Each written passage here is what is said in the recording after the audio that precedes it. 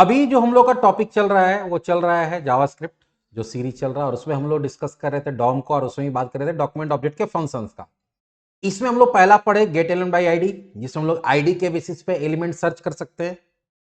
Gate element by elements by class name, जिसमें class name के basis पे आप क्या कर सकते हैं, एलिमेंट्स को सर्च कर सकते हैं, उस पर काम कर सकते हैं। Gate elements by tag name, जिसमें डायरेक्टली टैग नेम के बेस पे सर्च कर सकते हैं। मतलब अगर gate element by ID use कर रहे हैं तो उसमें जब भी हम लोग ब्रैकेट के अंदर पास करेंगे वो आईडी ही पास करना पड़ेगा।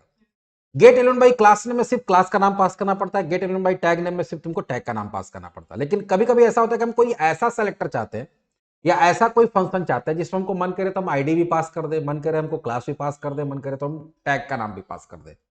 तो जब आप कुछ भी पास करके एलिमेंट निकालना चाहते हैं तो वहां यूज करते हैं क्वेरी सेलेक्टर। क्या करते हैं, दो है, क्वेरी सेलेक्टर और query selector all. Query selector क्या करता है, return the first element that matches the CSS selector. अब देखो यहां पे आप डायरेक्टली सीएसएस का सेलेक्टर देते हैं। अगर याद होगा कि अगर हम लोग बात करते हैं गेट एलिमेंट बाई आईडी में, तो वहां आईडी का नाम देते थे, आगे हैश नहीं लगाते थे, क्लास नेम में डॉट नहीं लगाते थे। यहां पे क्या होगा कि आप जब क्वेरी सेलेक्टर यूज करेंगे तो अगर आप आईडी के, हम बोले क्या, किसके बेस पे, आप आईडी के बेस पे भी सर्च कर सकते हैं, क्लास के बेस पे भी सर्च कर सकते हैं, एलिमेंट का नाम मतलब टैग नेम के बेस पे भी सर्च कर सकते हैं। तीनों काम आप इससे कर सकते हैं। डिफरेंस क्या है कि वहां पे अगर आप आईडी देते थे तो वहां हैश नहीं लगाना पड़ता था, यहां हैश लगाना पड़ता है। वहां पे अगर आप क्लास नेम देते तो डॉट नहीं लगाना पड़ता था, यहां पे तुमको ब्रैकेट के अंदर डॉट नाम के साथ देना पड़ेगा। और टैग नेम में तो सिर्फ टैग का नाम ही देना पड़ता है जैसे वहां देते थे।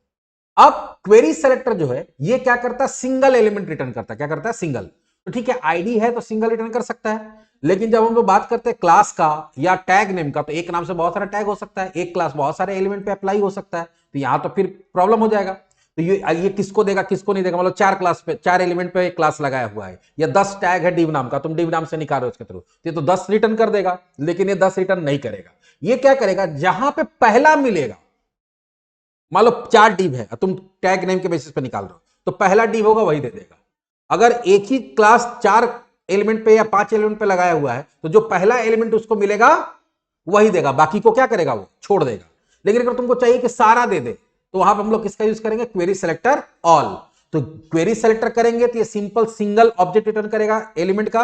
और ये क्या करता है, एरे रिटर्न करता है। क्या करता है, एरे। ये पहला जो मिलेगा, return the first element that match the CSS selector, चाहे वो आईडी दी है, चाहे क्लास दी है, चाहे टैग दी है, जो पहला मिलेगा उसी को रिटर्न करेगा, बाकी रिटर्न नहीं करेगा। ठीक है। और क्वेरी सेलेक्टर क्या करेगा, ये उस सीएसएस सेलेक्टर को जितना मैच कर रहा है सबको रिटर्न कर देगा। तो चलिए देखते हैं इसको।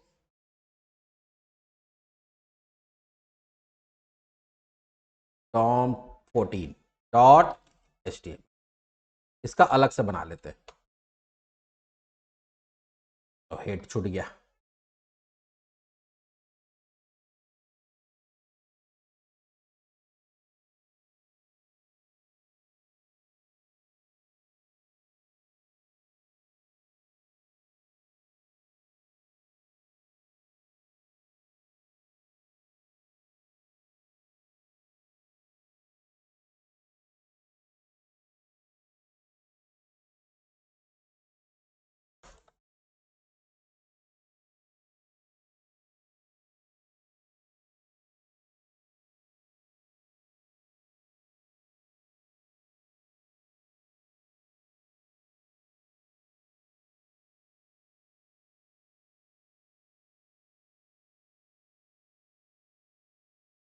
तीन माई क्लास बनाए। ठीक है, यहां पे लिखते हैं this is D1,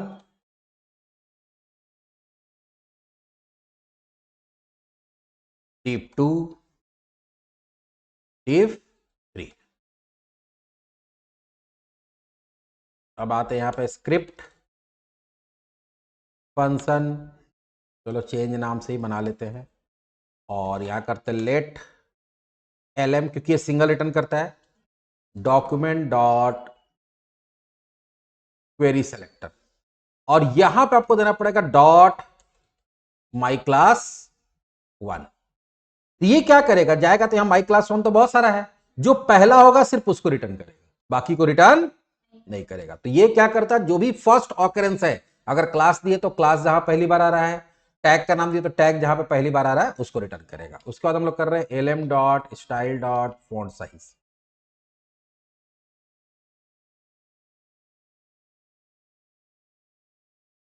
double quotes. और उसका कलर भी चेंज करना चाहते हैं।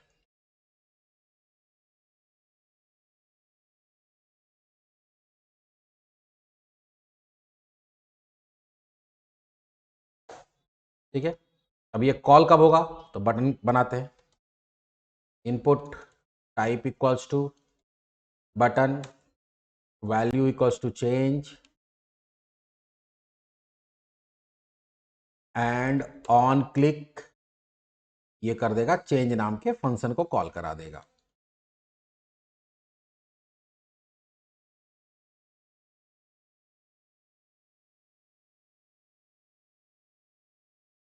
किस पे काम किया, एक पे।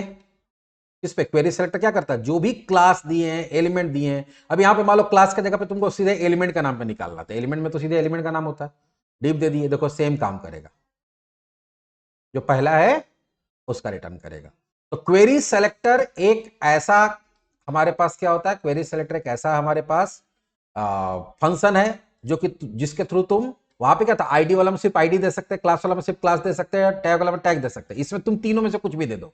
आईडी देना होगा तो यहाँ हैश लगा के दे दो, क्लास देना तो डॉट लगा के दे दो, और अगर टैग नेम के बेस पे करना तो टैग दे दो। लेकिन अगर ये एक नाम से बहुत सारा टैग है, एक नाम से बहुत सारा क्लास, एक क्लास बहुत सारे टैग पे अप्लाइड है, तो क्या करेगा, जो फर्स्ट ऑकरेंस होगा वही देता है। ठीक है, इसमें और भी चीज कर सकते हैं हम, उसका टेक्स्ट चेंज करना चाहते तो बताए थे कि lm डॉट इनर टेक्स्ट नाम का एक प्रॉपर्टी होता है, क्या होता है, इनर टेक्स्ट। ठीक है, यहां पर हम लोग कर देते हैं दिस इज D1 की जगह पर हम क्या कर देंगे, बटन क्लिक्ड, देखो भी चेंज हो जाएगा। तो एक इनर टेक्स्ट होता है, एक इनर HTML होता है, इसके बारे में आगे बताएंगे। क्या लिखा, बटन क्लिक्ड। इस तरह से बहुत सारा काम कर सकते हैं। ये हमारा क्या हो गया, क्वेरी सेलेक्टर। और एक होता है क्वेरी सेलेक्टर ऑल, उसमें क्या होता है कि वो जितना भी होगा वो क्लास या एलिमेंट सबका एज अ एरे रिटर्न कर देगा, जैसे वहां पे होता था, किसमें, gate elements bye ID, class name में या टैग नेम में। चलिए उसको भी देख ही लेते हैं इसी में, tom15.html। यहां पर हम लोग क्या करते हैं, क्वेरी सेलेक्टर ऑल कर दिए। जैसे ही ऑल करिएगा तो अब ये एलिमेंट तुम्हारा क्या बन जाएगा, एरे बन जाएगा। क्या बन जाएगा, एरे। तो तुमको फिर एरे को मैनिपुलेट करने के लिए क्या करना पड़ेगा, for let i equals to 0, i less than क्या हो जाएगा, lm का लेंथ और आई प्लस प्लस। अब तुमको जो भी चेंजेस करना है वो कर सकते हैं, जैसे हम सबका फॉन्ट साइज बढ़ाना चाहते हैं, lm का I position dot style dot font size equals to 30 pixel. देखते हैं,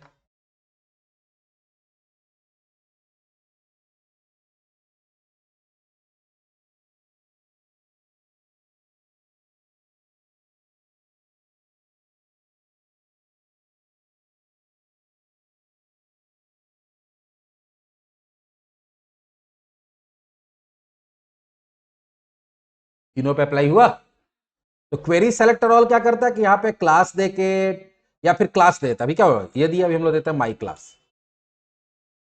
1, तीनों है। ठीक है, इसमें सोच सकता है कि क्या नाम कर देता माई क्लास 2। अब देखते हैं, दो पे अप्लाई हुआ, एक पे अप्लाई नहीं हुआ। तो यहां पे अगर आप जावास्क्रिप्ट के साथ किसी भी टैग पे काम करना चाहते हैं, उसमें उसका केसेस चेंज करना चाहते हैं, उसके अंदर उसका टेक्स्ट चेंज करना चाहते हैं, उसके अंदर कुछ एलिमेंट ऐड करना चाहते हैं, तो उसके लिए पहले उसका रेफरेंस लाना पड़ता है जावास्क्रिप्ट में। और उसके लिए हमारे पास 4-5 फंक्शन है, gate element by ID, gate element by class name, gate element by tag name, query selector और क्वेरी सेलेक्टर ऑल। तो ये मोटा मोटी कुछ इंपॉर्टेंट चीज है जो हम लोग क्या किए, पढ़ लिए। अब हम लोग आगे का जो टॉपिक है उसमें पढ़ेंगे create element, create text node, append child, insert before, remove child. ये होता है डायनेमिकली, अगर कोई पेज है उसमें कोई नया टैग ऐड करना, नया कोई एलिमेंट ऐड करना, कोई एलिमेंट को हटाना है, तो उसके लिए इसका यूज किया जाता है। तो वो हम लोग आगे के टॉपिक में देखते हैं, आगे की वीडियो में।